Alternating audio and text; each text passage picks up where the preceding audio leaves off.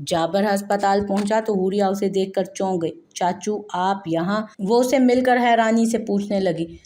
तुम तो पिट जाओगी किसी दिन मुझसे। तुम्हें क्या लगा बताओगी नहीं तो पता नहीं चलेगा मुझे? सोशल मीडिया का दौर है, यहाँ लोग मेरे भाई की सेहतयाबी के लिए धड़ाधड़ पोस्ट कर रहे हैं और मैं हवन्नक बना ये सोच रहा हूँ कि ये फिर कोई र्यूमर है। वो उस पर खफा हुआ। सॉरी चाचू, मैं आपको परेशान नहीं करना चाहती थी। वो बिना शर्मिंदा हुए संजीदगी से बोली। ओह वाओ, तुम कितनी समझदार हो गई हो ना।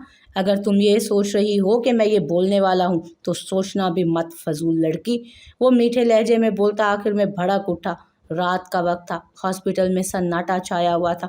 बहुत कम लोग जो मरीज के साथ रुके थे वही मौजूद थे। कुछ लोग तो उस शख्स को गुस्से से घूर रहे थे जो डंगर जितना लंबा था, पर हॉस्पिटल में आवाज़ को धीमा रखना है इस बात से नाबलद था। हुरिया ने नज़रें घुमाकर लोगों को माजरत ख्वाह नज़रों से देखा और उसका हाथ पकड़कर उसे घसीटती हुई कॉरिडोर से जिस रूम में जहां दाद था उस रूम में लेकर गई। चाचू आप तो बहुत नॉइजी हो भाई।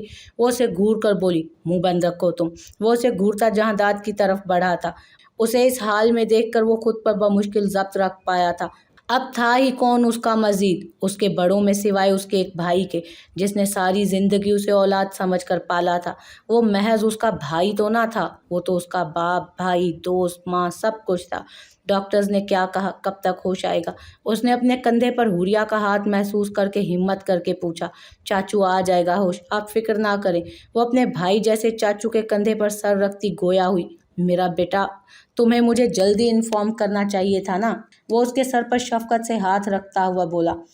मैं फिर कहूँगी कि मैं आपको परेशान नहीं करना चाहती थी। उसने सर उठाकर अपनी नम आंखों को पोंछ कर कहा।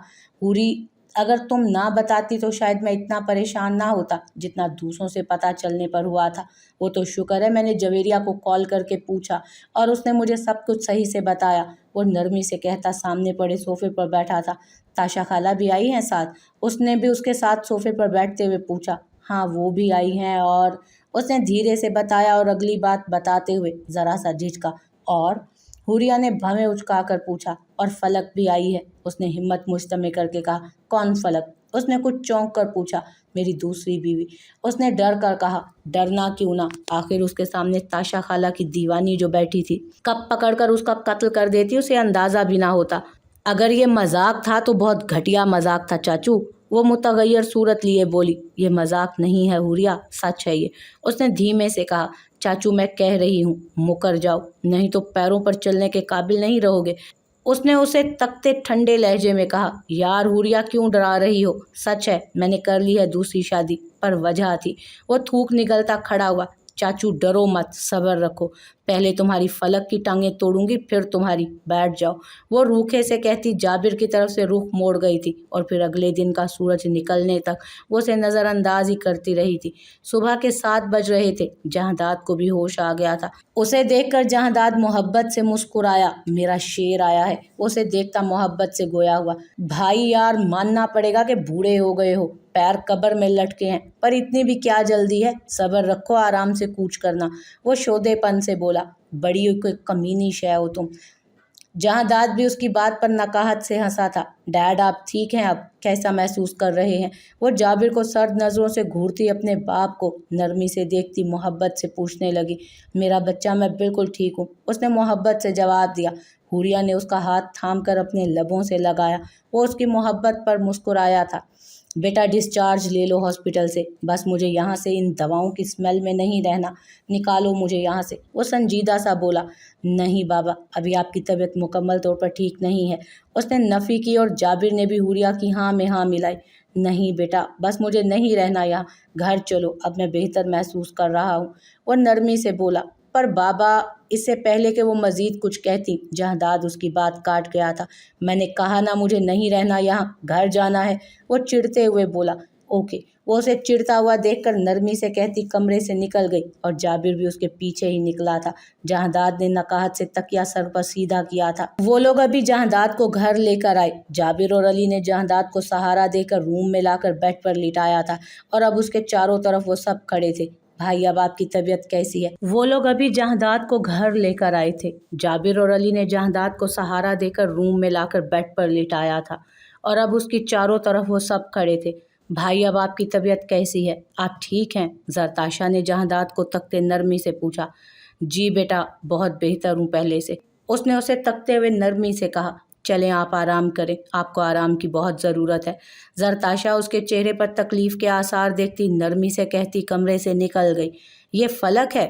اس نے انجان سی لڑکی کو کھڑے دیکھ جابر سے پوچھا۔ جی بھائی فلک ہے، جابر نے دانت نکوس کر بتایا۔ بیٹا آپ کو کوئی بھی پریشانی ہو تو اپنا بڑا بھائی سمجھ کر بلا جھجک مجھ سے کہہ سکتی ہیں۔ وہ شفقت سے گویا ہوا۔ جی شکریہ، آپ کی طبیعت کیسی ہے اب؟ وہ جھجک کر کہتی ہلکا سا مسکائی تھی۔ بہتر ہوں بیٹا۔ وہ اسی شفقت بھرے لہجے میں گویا ہوا۔ گیٹ ویل سون، میں چلتی ہوں، آپ آرام کیجیے۔ فلک نرمی سے کہتی روم سے چلی گئی۔ ڈیڈ آپ آرام کریں، ہم بھی چلتے ہیں۔ حوریا اسے آرام کرنے کا کہہ کر جویریہ کو ساتھ چلنے کا اشارہ کرتی روم سے نکل گئی۔ سر میں بھی چلتا ہوں، آفس میں بہت پینڈنگ کام پڑا ہے۔ علی بھی اجازت لیتے لہجے میں گویا ہوا۔ جاؤ دھیان سے جانا۔ وہ اسی شفقت بھرے لہجے میں گویا ہوا۔ اوکے اللہ حافظ۔ وہ روم سے نکلتا چلا گیا۔ بھائی او میرے دل عزیز، گردے عزیز، پھیپھڑے عزیز، بھائی جلدی ٹھیک ہو جاؤ نا۔ سب کے نکلتے ہی جابر خان جمپ مارتا بیڈ پر جہانداد کے برابر میں لیٹا تھا اور جہانداد محض کراہ کر رہ گیا۔ تم مجھے ٹھیک ہونے دو گے تو میں ٹھیک ہوں گا نا، وہ دانت پیس کر بولا تھا۔ ہائے میرا بھائی، میرے بس میں ہوتا تو میں اپنی جان بھی تم پر وار دیتا، وہ محبت سے کہتا اپنا بھاری ہاتھ جہانداد کے سینے پر ڈال گیا تھا۔ یکدم جہانداد کا سانس اٹکا تھا۔ اس کے موصوف بھائی نے ہاتھ سیدھا اس مقام پر رکھا تھا جہاں اسے گولی لگی تھی۔ بے غیرت انسان، ہاتھ ہٹاؤ اپنا، مارنا ہے کیا جان سے مجھے؟ وہ اذیت سے زرد چہرہ لیے گویا ہوا۔ بھائی تم کو صدا سے میری محبت پر شک ہے، جاؤ میں نہیں کرتا تم سے بات، وہ خفا ہوتا پرشکوہ لہجے میں کہتا۔ اس سے پہلے کہ اس کے پاس سے اٹھتا جہانداد نے اپنا مضبوط بازو اس کے گرد باندھا۔ میرے شیر، مجھے تمہاری محبت پر شک نہیں ہے، پر طبیعت ٹھیک نہیں ہے نا میری، اور تمہاری محبت مجھے ٹھیک حالات میں بھی بھاری پڑتی ہے۔ اس وقت تو سمجھو میں بستر مرگ پر پڑا ہوں۔ وہ شفقت سے گویا ہوا۔ بھائی ایسے تو نہ بولو، ناراض ہو جاؤں گا میں، آپ بالکل ٹھیک ہو جاؤ گے، کوئی بستر مرگ پر نہیں پڑے۔ وہ اپنے باپ جیسے بھائی کی ایسی بات سن کر مانو تڑپ ہی تو گیا تھا۔ ہاں ہاں میں بالکل ٹھیک ہو جاؤں گا، اس نے گدھے جتنے لمبے آدمی کو شفقت سے پچکارا۔ وہ بھی بچہ بنا لاڈ سے اپنے بھائی کے گلے لگا پڑا تھا۔ چلو اب آرام کر لو، میں بھی سو جاؤں، نیند آ رہی ہے، جا رہا ہوں اپنے روم میں۔ وہ محبت سے اپنے بھائی کے ہاتھ پر پیار کرتا اٹھا اور اسے آرام کرنے کو کہہ کر کمرے سے نکل گیا تھا۔ جہانداد اس کی پش کو دیکھ کر ہولے سے مسکرایا تھا۔ جہانداد کو احساس ہوا کہ سب اس کے پاس آئے تھے مگر نہ آئی تو وہ ظالم، اس نے بھی سوچ لیا تھا کہ اب وہ بھی اس سے بات نہیں کرے گا، اور ابھی انہی خیالوں میں گم تھا جب آسمانی جوڑے میں چمکتی ہوئی وہ دروازہ آہستہ سے بند کرتی اندر آئی تھی۔ السلام علیکم، اس نے دھیرے سے سلام کیا۔ وعلیکم السلام، اس نے رخ موڑے روٹھے ہوئے انداز میں جواب دیا۔ آپ کی طبیعت کیسی ہے اب؟ اس نے انگلیاں چٹکاتے ہلکے سے سر اس کی طرف جھکا کر پوچھا۔ اس نے کوئی جواب نہ دیا۔ آپ سو گئے کیا؟ وہ مزید سر جھکاتی مستفسر ہوئی، جبکہ اس نے یکدم اپنی آنکھیں دوبارہ کھولی۔ وہ اسے آنکھیں دکھاتے ہولے سے مسکرائی۔ جہانداد نے اسے گھورا۔ بات نہیں کرنی مجھے تم سے، خفگی سے کہا گیا۔ کیوں؟ صبور حیران ہوئی۔ کیونکہ میں تم سے ناراض ہوں، اس کی آنکھوں میں دیکھتے ہوئے اس نے کہا۔ پر کیوں؟ یکدم اس کی نظریں جھکی تھیں۔ وہ سیدھی ہو کر کھڑی ہوئی۔ میری مرضی، اس نے اسے سرد نظروں سے گھورا تھا۔ پر مجھے تو پتہ ہونا چاہیے نا کہ اگر کوئی مجھ سے ناراض ہے تو آخر کیوں ہے؟ وہ اس کی سائڈ سے ہٹتی دوسری طرف اپنی جگہ پر آ کر بیٹھی۔ تم خود پتہ کرو، وہ روٹھے لہجے میں کہتا آنکھیں موند گیا۔ وہ محض اسے دیکھتی رہ گئی۔ اس کی آنکھیں ہلکی سی نم ہوئی تھیں اور وہ مزید کچھ کہے بنا کمرے سے نکل گئی تھی۔ کمرے سے نکل کر وہ لاؤنج میں آ گئی تھی۔ دل یکدم بھاری سا ہو گیا تھا۔ جہانداد کی ناراضگی اسے ہرٹ کر رہی تھی، اسے برداشت کر پانا مشکل ہو رہا تھا، اس کا نظر انداز کرنا۔ وہ خاموشی سے آ کر صوفے پر بیٹھی تھی۔ وقت دیکھا تو شام کے 6 بج رہے تھے۔ جویریہ اور حوریا علی کے ساتھ آفس جا چکی تھیں۔ زرتاشا اپنے روم میں تھی اور فلک اپنے روم میں۔ وہ تنہا سی بیٹھی اپنے ہاتھوں کی لکیروں کو بغور تک رہی تھی۔ نہ جانے اس کی قسمت اسے کہاں سے کہاں لے آئی تھی۔ اسے معلوم ہی نہ پڑا کب اس کی آنکھوں سے گرم سیال بہنے لگا، لبوں سے یکدم ایک سسکی نکلی۔ رو کیوں رہی ہیں آپ؟ فلک کی آواز اپنی پشت پر سن کر وہ یکدم ہڑبڑا کر سنبھلی تھی۔ جلدی سے آنکھوں سے بہتے آنسو صاف کیے۔ نہیں، میں رو تو نہیں رہی، اس نے مسکرا کر کہا۔ اچھا، پھر آنکھوں سے یہ ندیاں کیوں بہہ رہی ہیں؟ اس نے بھویں اچکا کر کہا۔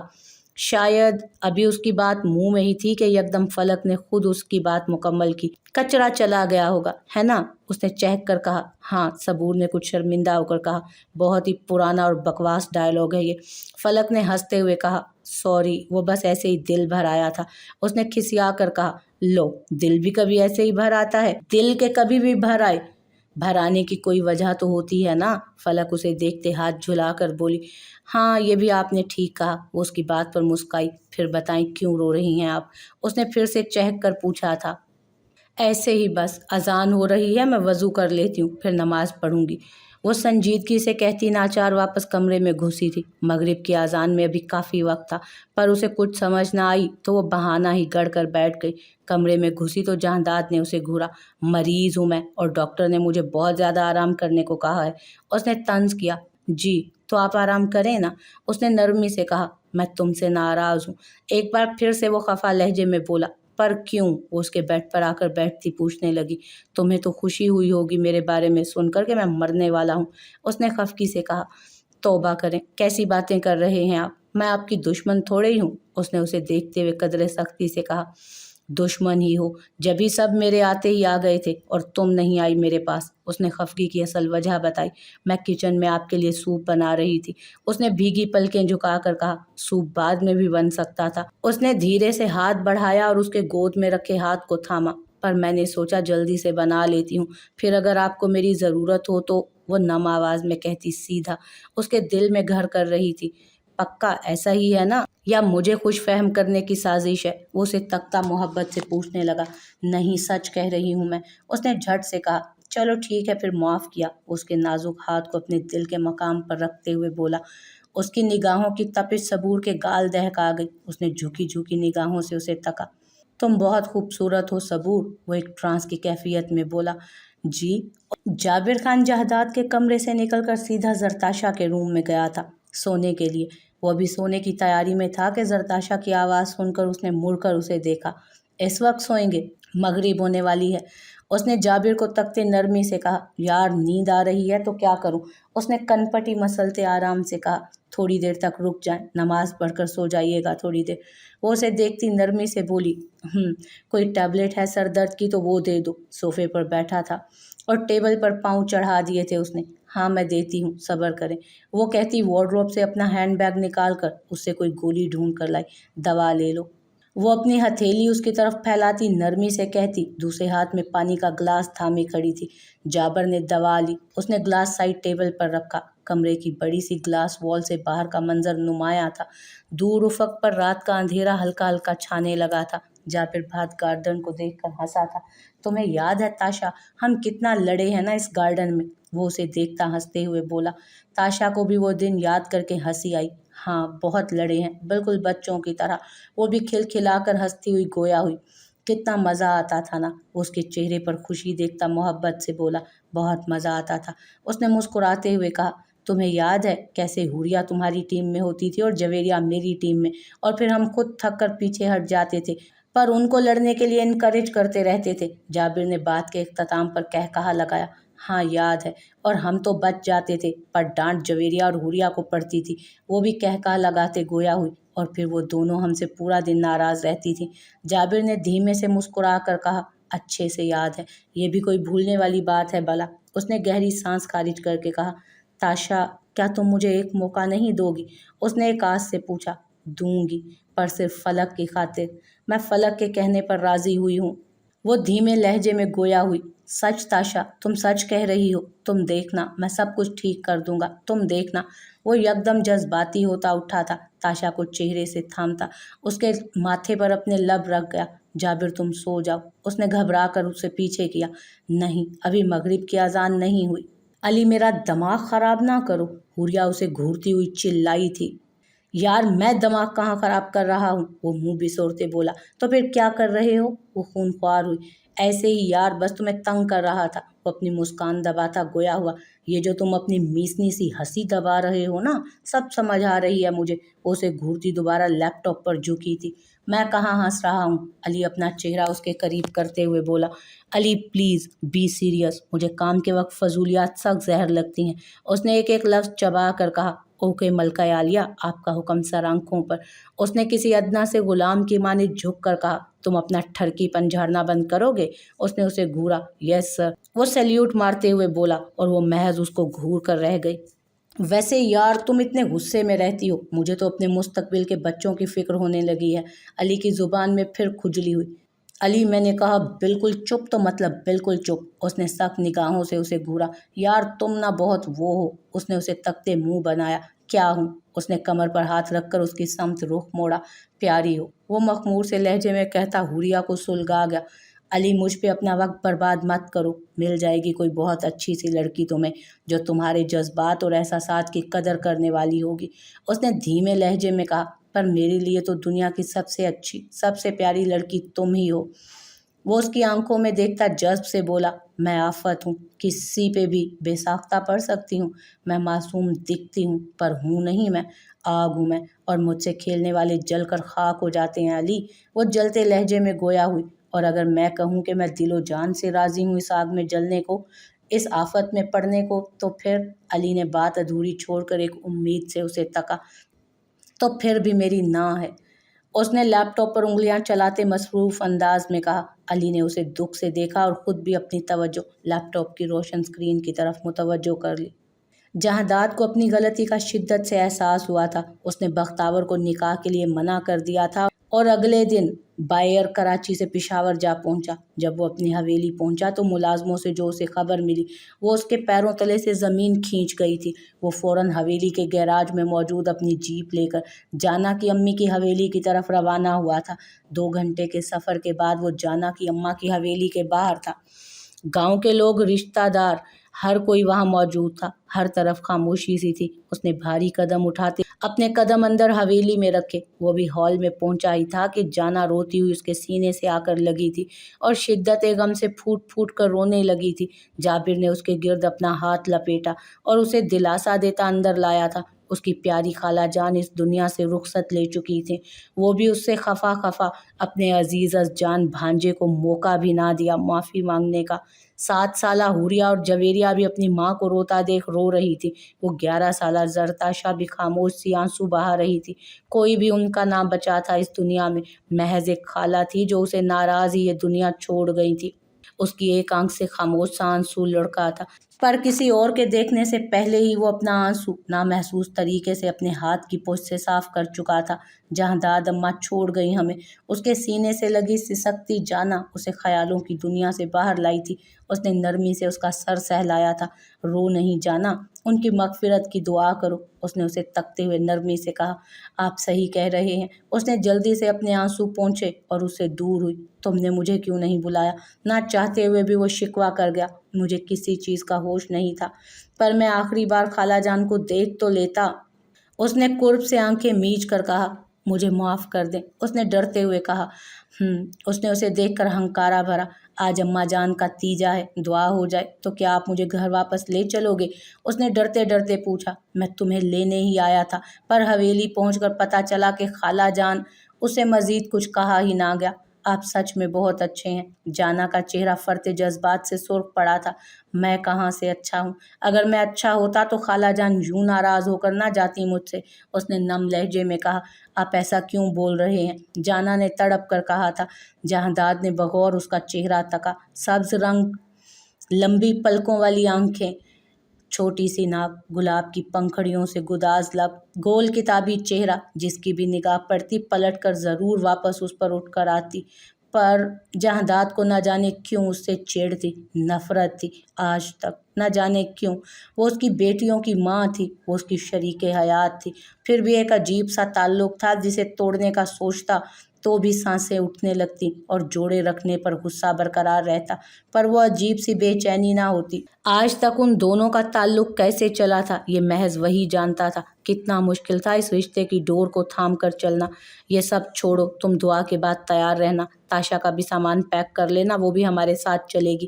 اس نے سنجیدگی سے کہا۔ جی ٹھیک ہے، اس نے آنسو پونچھ کر کہا، اور جہانداد خاموشی سے ہال سے باہر نکل گیا۔ باہر حویلی کے گارڈن میں تمام مرد حضرات موجود تھے۔ وہ ان کے درمیان آ کر بیٹھ گیا۔